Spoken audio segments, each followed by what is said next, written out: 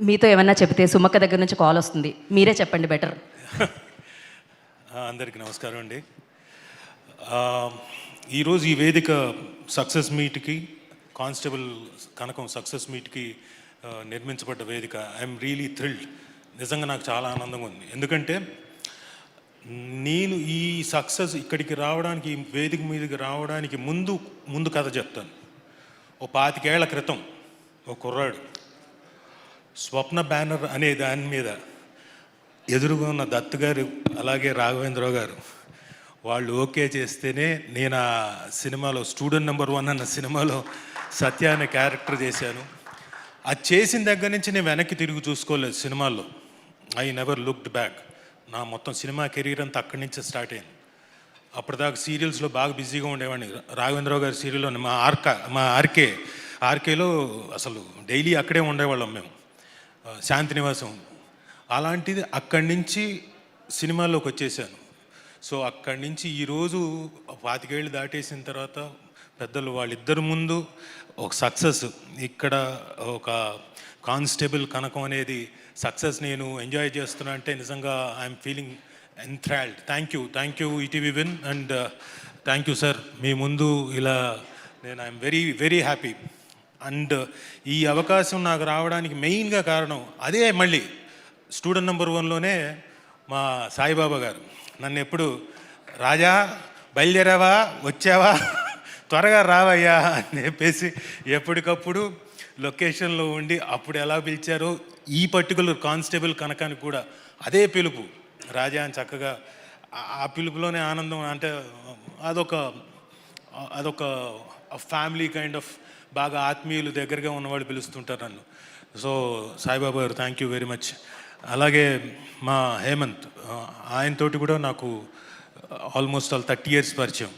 అది ఎలా అంటే, వెనక ఈటీవీ ఉంది కదండి, ఈటీవీ 30 ఏళ్ళు మొన్న మధ్యనే సెలబ్రేషన్స్ జరుపుకున్నాం. అయితే ఈటీవీతో పాటు నా అనుబంధం కూడా 30 ఏళ్ళు. అప్పుడు నాకు హేమంత్ గారు అక్కడి నుంచి పరిచయం, అంతకుముందు నుంచా, అప్పుడేగా. అప్పటి నుంచి ఇప్పటిదాకా మళ్ళీ ఆయన ప్రొడ్యూసర్గా, నేను ఇందులో మళ్ళీ కానిస్టేబుల్ కనకంలో యాక్ట్ చేయడం నిజంగా నాకు చాలా ఆనందంగా ఉంది. Thank you Hemant garu. శాంతినివాసం కూడా, yes of course, right. So second success. Student number 1 చేయలేదు కదా, but okay, whatever. So I'm happy working with you as a producer. And next మా Prashanth Kumar Dimmala, director with the substance, so confident. తన subject మీద confidence తోటి first season ఎంత అంటే ఎంత suspense maintain చేశాడో, ప్రతి క్యారెక్టర్ని ఎస్టాబ్లిష్ చేస్తూ తీసుకొచ్చి మమ్మల్ని, అంటే మీరు, I think you are the only person ఫుల్గా ఎంజాయ్ చేస్తుంది. అండ్ ఈరోజు ఈ పర్టికులర్ స్టేజ్ మీద Season 3 Chapter 3 coming soon in theatres, only in theatres అని పడ్డం, ఆయన ఇంకా బాగా ఎంజాయ్ చేస్తున్నాడు. మేము కూడా we are really very very very happy. Plus అక్కడ పక్కనే ఉన్నాడు మా డిఓపి, ఆయనలో ఉన్న ప్రత్యేకత చెప్పాలి సార్. ఆ సాయి శ్రీరామ్ అండి, లొకేషన్కి వెళ్తేనే మాకు చాలా ఆనందం.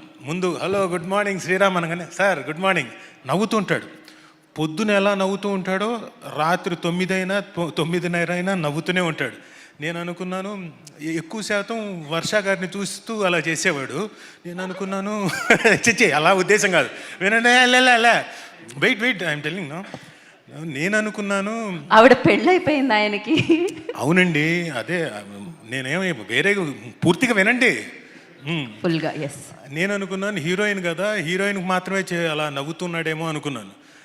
ఒక 2 days తర్వాత నేను కూడా వెళ్ళి హలో మిస్టర్ శ్రీరామ్ అంటే, sir good morning sir, hello sir, అదే సార్ అని చెప్పేసి సేమ్ నాకు కూడా అదే ట్రీట్మెంట్ ఇచ్చాడు.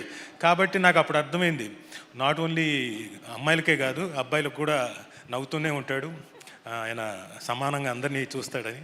అండ్ ఫెంటాస్టిక్ విజువల్స్ మీది. అండ్ మీకు రాబోయేది ఇంకా పెద్ద ఛాలెంజ్ ముందుంది. నిజంగా చాలా ఆనందంగా ఉంది సార్ ఆ కాల్ ఘాట్. అండ్ ఇంకోటి రాబోతుందని. సార్ ఎప్పుడు సార్ డైరెక్టర్ గారు ఎప్పుడు స్టార్ట్ అవుతుంది? అదేంటి అటు చూస్తున్నారు సాయిబాబా గారు ఇంకా? సరే ఓకే. కానీ ఇంత ఆనందమైన సిచ్యువేషన్లో కొంచెం బాధ కూడా ఉంది. ఏంటని అడగండి పక్క నుంచి. ఏంటండి అది?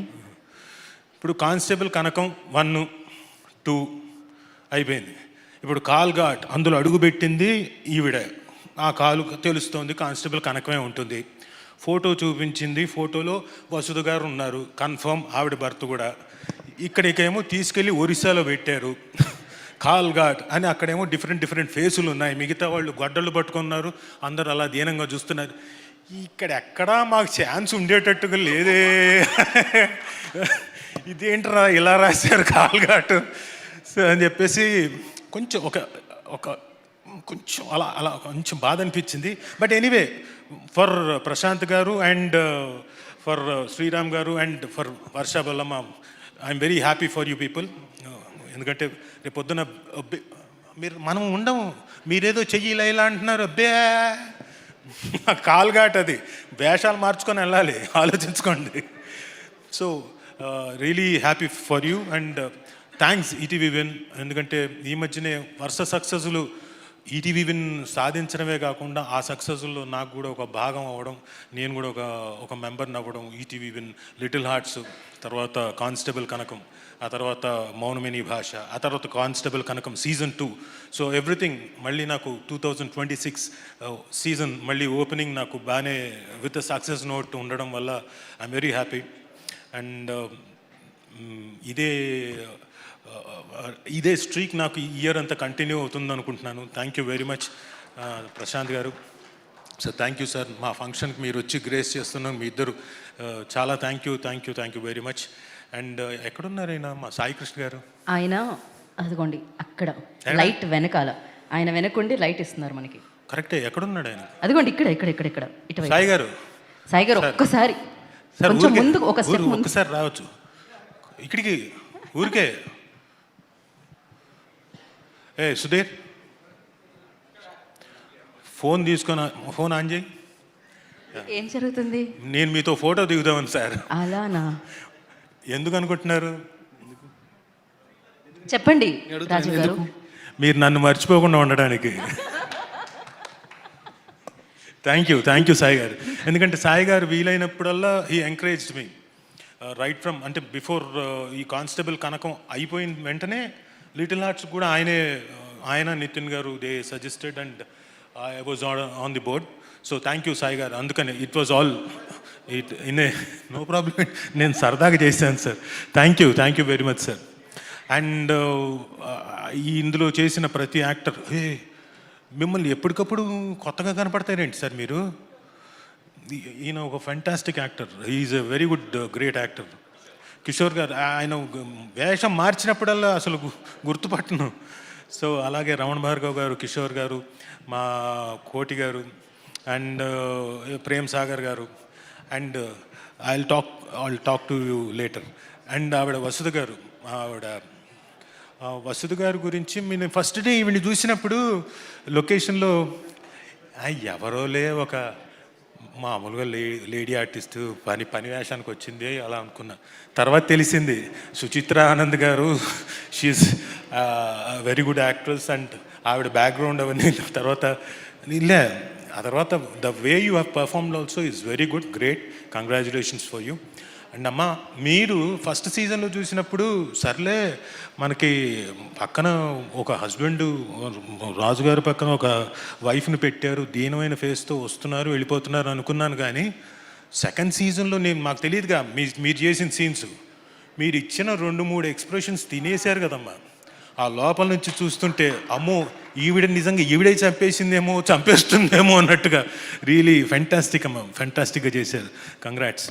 And coming to our heroine Varsha Bollamma, shall we do anything here? Malli, no? మొన్న ఈ మధ్యనే చేసాం సార్ మా కనకం కోసం ఏదో, what you say that, panipuri challenge. అది వైల్డ్ ఫైర్ అయిపోయిందండి. Of course Varsha Bollamma is very intense actor అండి. చాలా కనపడడానికి అలా నవ్వుతూ చిందులేస్తూ ఉంటుంది. షార్ట్ అనగానే క్యారెక్టర్లోకి వెళ్ళిపోతుంది. వెరీ సీరియస్ అండ్ వెరీ చాలా బాగా పర్ఫామ్ చేస్తుంది. అండ్ తన్నడం కూడా బాగా తంతూ ఉంటుంది సార్. లొకేషన్లో ఆవిడేదో చెప్పింది, నాకు I know kick boxing sir అని ఊరికేదో చెప్తుంది ఆడపిల్ల ఊరికే బెదిరించడానికి అనుకున్నాను. అవునా అయితే తనండి అని చేయబెట్టాను. ఈ హైట్కి తన్నింది సార్, లిటరల్గా గట్టిగా తన్నింది. సో ఎనీవే ఆ తన్నడం మీకు కాల్ఘాటుకి బాగా పనికొస్తుంది అనుకుంటున్నాను. ఎందుకంటే మీకు అంతే కదా, నెక్స్ట్ సీజన్ అంతా, సీజన్ కాదు నెక్స్ట్ సినిమా అంతా మీతో బోల్డ్ అని ఫైట్లు చేయించేలాగున్నారు. All the very best, do well, congratulations and thank you everyone. Thank you Rajeev garu, thank you so much. మీరు ఇలానే 2026లో కూడా బ్యాక్ టు బ్యాక్ సక్సెస్లు ఇస్తూ ఉండాలని మనస్ఫూర్తిగా కోరుకుంటున్నాము. రాజీవ్ గారు ఒకే ఒక ప్రశ్న అనమాట, సీజన్ ఎండ్ అవ్వగానే చంద్రిక ఎక్కడా అని అడిగారు. సీజన్ 2లో ఆవిడ ప్రెస్ మీట్లో చెప్పారు సహస్ర ఎక్కడా అని చెప్పి. ఇప్పుడు ఇంతకీ చాప్టర్ 3లో కనకాల ఎక్కడా అని అడుగుతున్నారు ఆయన ప్రశ్న. సో ఆ ప్రశ్నకి సమాధానం మనం తెలుసుకుందాం.